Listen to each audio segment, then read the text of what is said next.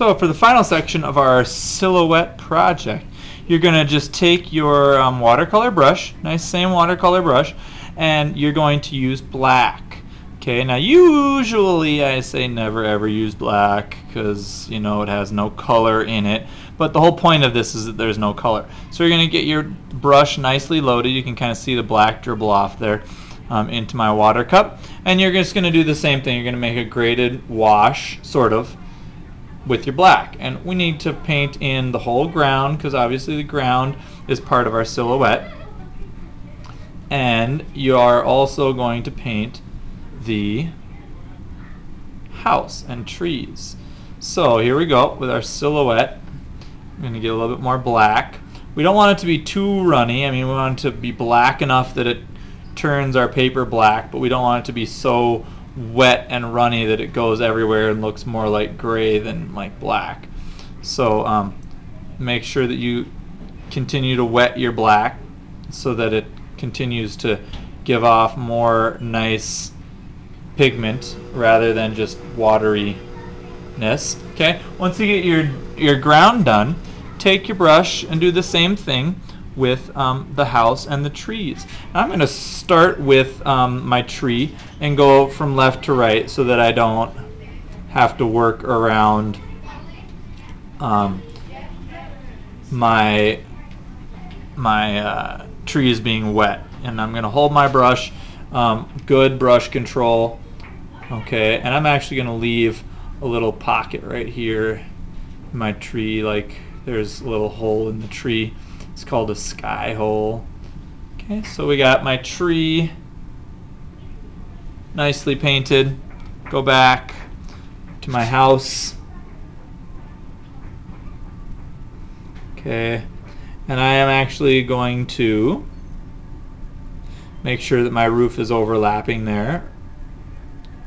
And I'm actually going to paint myself a window in my house because I forgot to draw one. So I'm going to paint a window almost like you can see through the house, through that window. I'm going to continue painting the shape in, nice and black. Make sure my roof is overlapping here.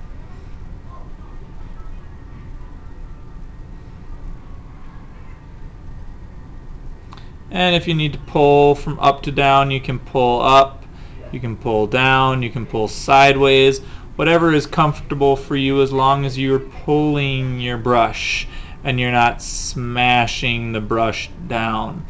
Just outlined a little window there so I could have a window. Okay.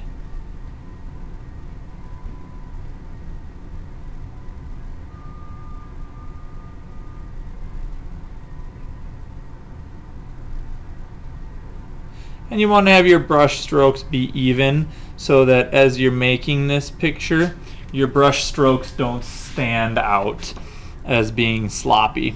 I'm just going to take a one line through, like that. And now I'm going to move on to the next tree. Okay, so here's my last tree. Just going to kind of fill it in first. And do the trunk all the way down, and then kind of fill in the centerpiece of the tree. Okay, so that kind of completes our silhouette picture. If at this point you're feeling like the front of the ground is not dark enough, you can go back with maybe a second layer and add a little bit of dark in there to kind of bring some texture in, almost like the silhouette is being, creating a shadow of the house. Okay, so as you can see right now, I'm kind of angling my shadow out as if the shadow where the house is the darkest place. And you could even, if you want to draw a shadow of the tree, kind of like that. So you even get like a more of a silhouette feel out of our house and out of the landscape rather than just complete black. So you've got kind of, a very luminescent picture that really shows where the color is. And that is how you finish your watercolor silhouette.